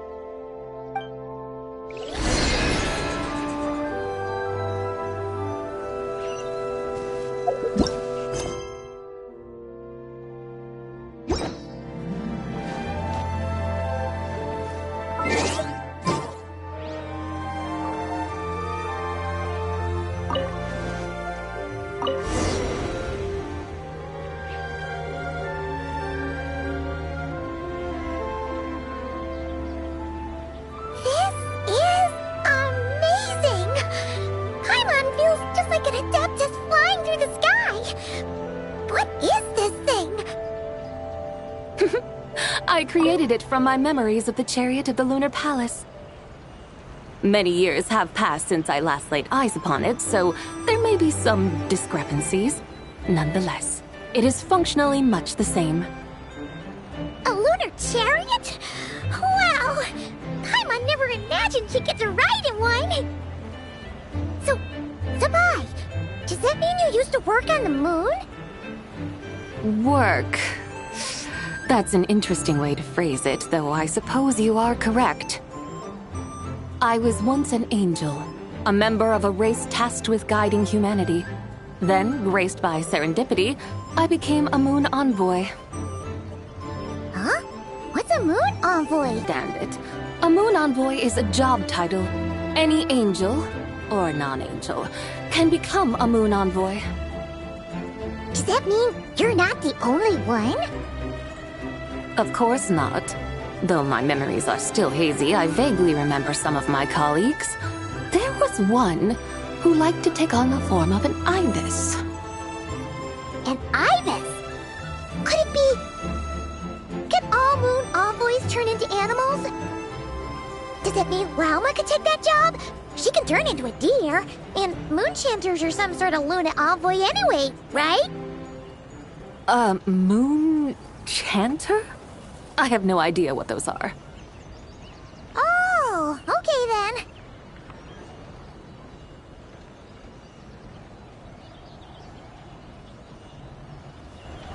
Look! Paimon thinks she saw a tea vendor over there! Very well. Let's take a look.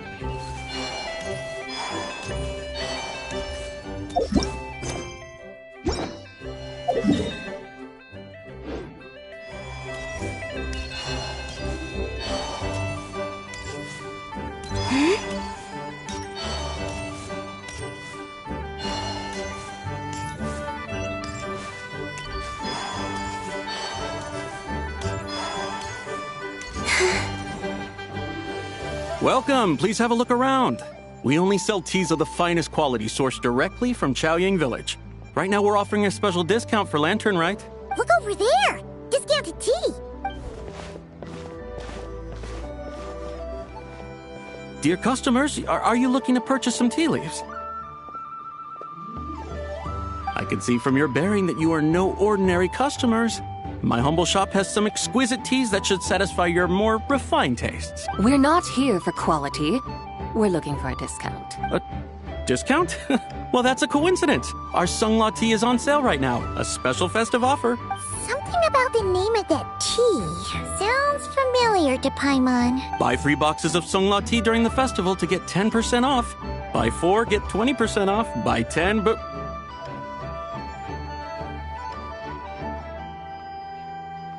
That's right! 10 boxes at half price. Have you been to our shop before by any chance? Oh, Paimon's definitely heard this spiel before.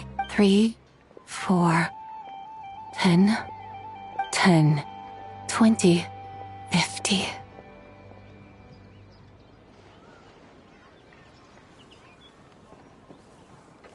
Sabai, what are you muttering about? When purchasing 3, 4, or 10 boxes, the corresponding discounts are 10, 20, and 50%. The intervals between the two sets of numbers are 1 and 6, and 10 and 30.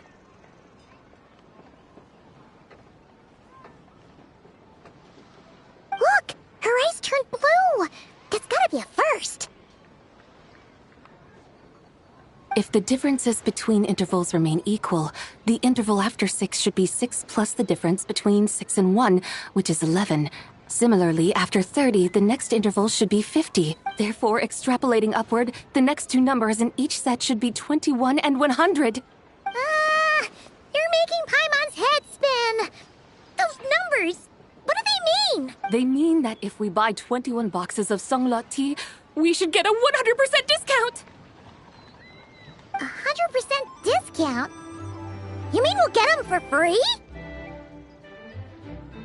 Oh, there was a pattern to the discounts. Is that right? The pattern we speak of is mathematics, little one. A pattern that is always right. That's amazing! You're a shopping genius, Sabai. Oh, wait. Something feels off here. I had no idea our shop's discounts were tied to the laws of nature. I've learned so much from you, dear customer. No need to thank me. Now, please give us our 21 boxes of free tea. Wait! What's the matter? Paimon just realized what it is that's not right. It took you long enough. We got the short end of the stick! Think about it.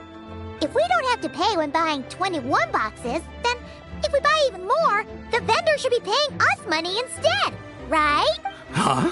Hey, Zibai, work this one out. If we buy 100 boxes, we'd make loads of money, wouldn't we? It stands to reason. Wait a moment, dear customers. Don't you think you're haggling a little too hard? You are the one dictating the discounts. We're simply extrapolating the numerical patterns within. As such, we are hardly haggling. You have a point. However, that's right. I'm so sorry. I just remembered. My supplier didn't come today, so we don't have any tea after all. Such a shame. Terribly sorry about this. Awful luck. Where can we find your supplier? Well... Not to fret. We'll save you the effort and go straight to the source ourselves. Well, you see, dear client, the supplier's discount isn't as generous as ours. You won't be able to get the same price from them. Huh? Very unfortunate. Nevertheless, as the original supplier, they must offer some sort of discount. Besides, we're not looking to make money. We just want a good deal. Well, that's great. My suppliers are all tea farmers from Chaoying Village. You can go ask around the village, but please don't say I sent you. Do not worry. We appreciate your generosity. Referring customers to your business partners, even choosing to remain anonymous. The demeanor of a true gentleman indeed. Your business will surely prosper. I hope you're right. Then let us head to Chaoying Village. Do you know the way, my guides? Of course! Just follow us!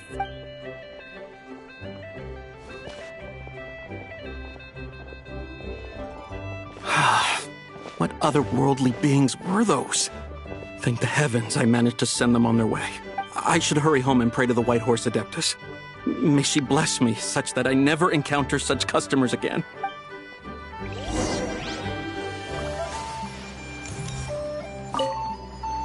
I should hurry home and pray to the White Horse Adeptus. May she bless me such that I never encounter such customers again.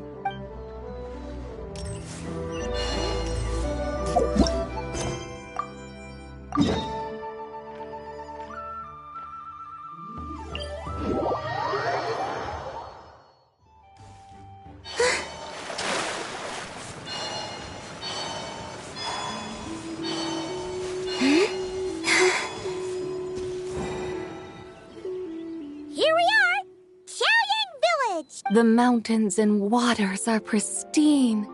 They embody the beauty of heaven and earth.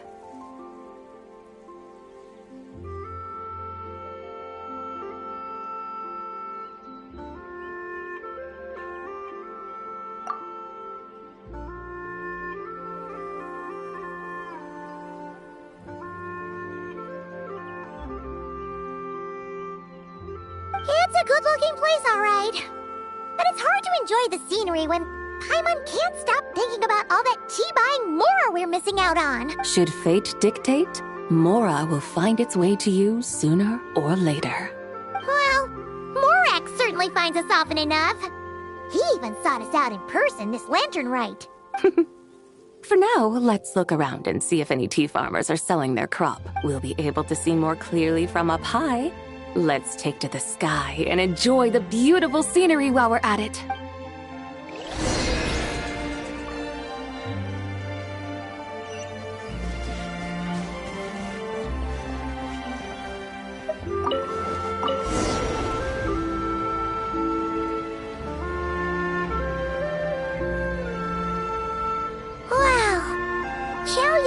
Looks beautiful from up here.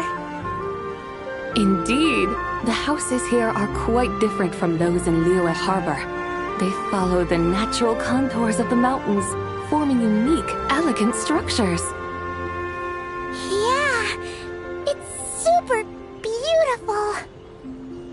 The white walls and dark tiles frame the emerald waves of the terraced fields, while the curved eaves and tall gateways juxtapose each other with grace.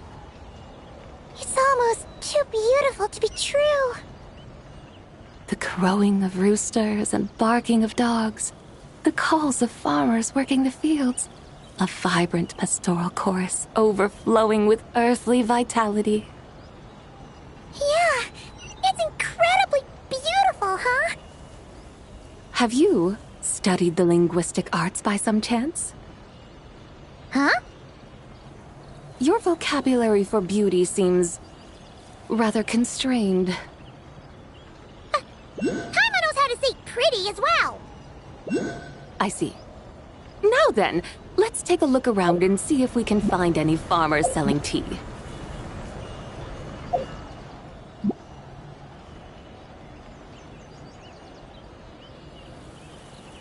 Look! There's someone in that tea field! And they look kind of familiar. Wait, is that Lu Xiangxiang? And who is that? Oh, you'll remember her once you see her up close.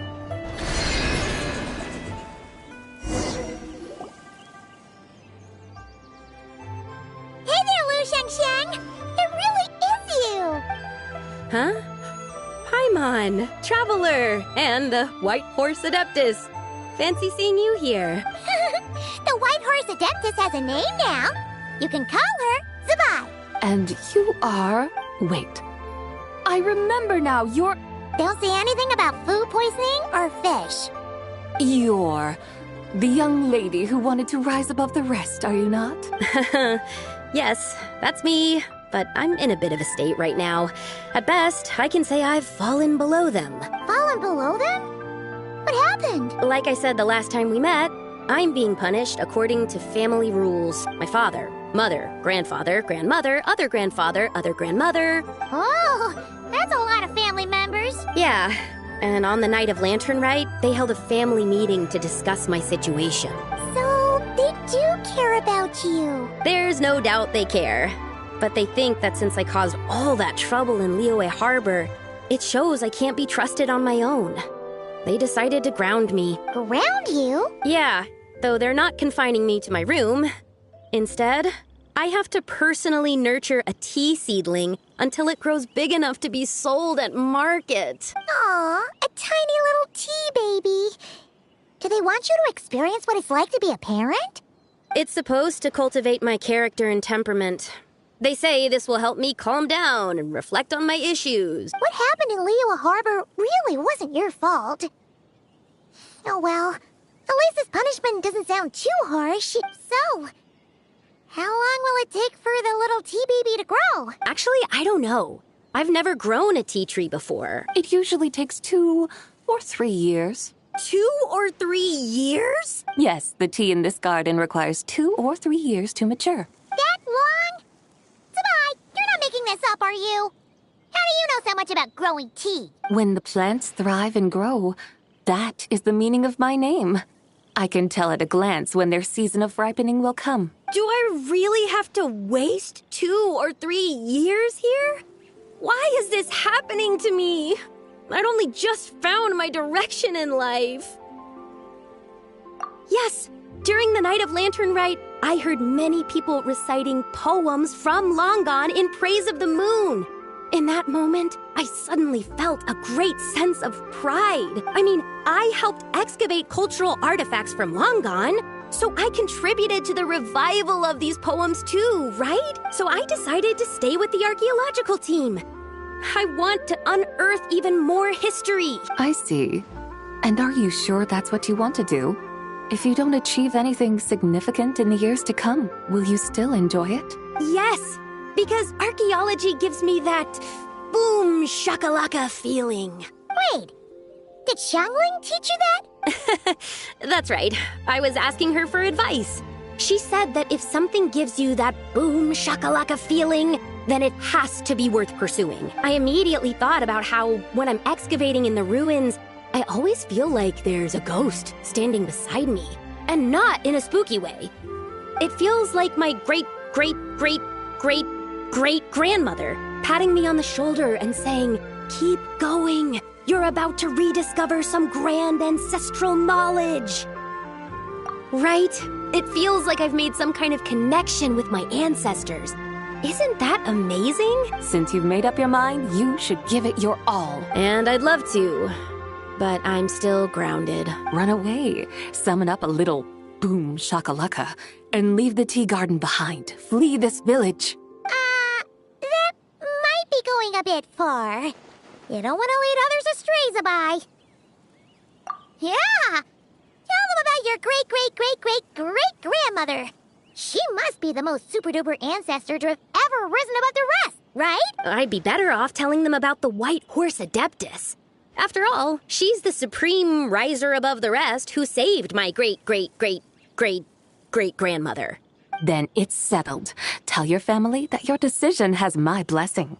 Thank you, Tsubai, but I don't think cosplay is going to work on them. They won't listen. They don't need to listen. You need only follow the rules they've set out for you. What do you mean? As I'm sure you know, some ancient texts refer to the White Horse Adeptus as the daughter of time. My family history contains such records. But what of it? If the White Horse Adeptus were to manipulate time to make your tea seedling grow overnight, then you'd be free, correct? Is that how it works? If the White Horse Adeptus were to really get involved, my grandfather would let me leave right away. But who really believes that she'd show up and help? It's not as if you have any other options. Why not try calling out for help? It won't cost you any more. Guess I might as well. I've got no better ideas anyway. White Horse Adeptus, if you can hear me, please save me from my predicament.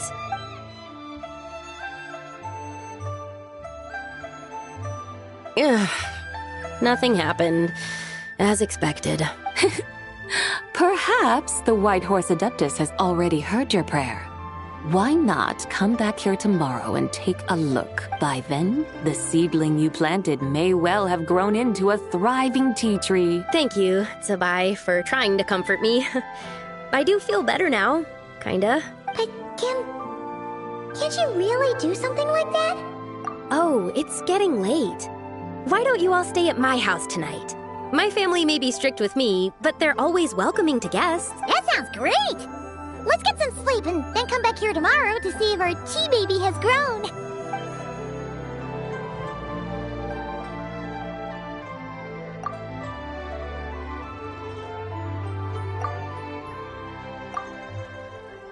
Oh, the tea tree! Whoa! Your tea baby is all grown up! Indeed, it has grown into a mature tea tree that can stand tall in the face of wind and rain. How is this possible? It must be the work of the White Horse Adeptus. Your prayer must have moved her. Are you sure? Perhaps she heard your prayer and chose to answer the call. She once saved my great-great-great-great-great-grandmother. This time, she saved me. That's incredible! Your family must be blessed by the White Horse Adeptus. I guess so. I need to tell everyone the news right away. They'd better. Since this is the will of the White Horse Adeptus, I don't see how they could object. Go. And if you run into any more trouble, call out to the White Horse Adeptus just like yesterday.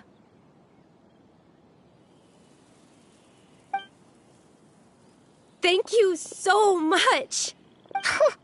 Paimon really thought you were going to use Adeptal energy to make the tea baby grow, Zabai. When an Adeptus exerts effort, consuming their energy, is that not using Adeptal energy?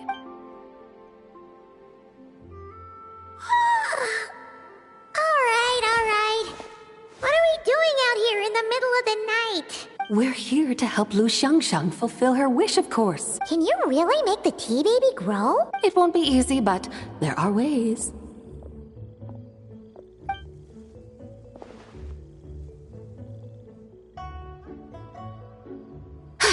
There, it's grown.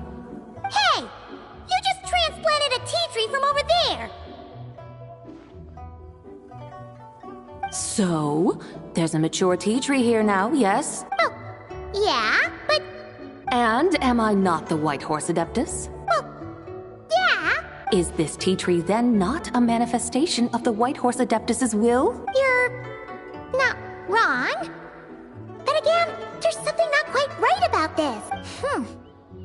Maybe this will become another mystical Adepti tale recorded in their family history. That would be marvelous. Paimon thinks so too. Hey, Traveler! Sabai seems to be doing much better now, don't you think? Oh! Paimon bets that's why Zhongli chose to send her on this errand. That's a great idea! We've already shown her Liyue Harbor, Yulong Wharf, and Xiaoying Village. How about we head to Qingce Village next? Qingce? That name sounds familiar. The scenery there is really pretty, too. It's the perfect sightseeing spot. How about we show you around? I must say, I have been mightily impressed by the mountains and waters of Liyue. Please lead the way, my dutiful guides. All right, let's go!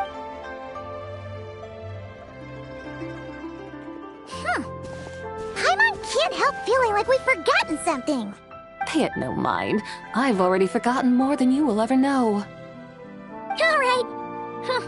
If we forgot something, it can't have been that important to begin with. Qingce Village, here we come!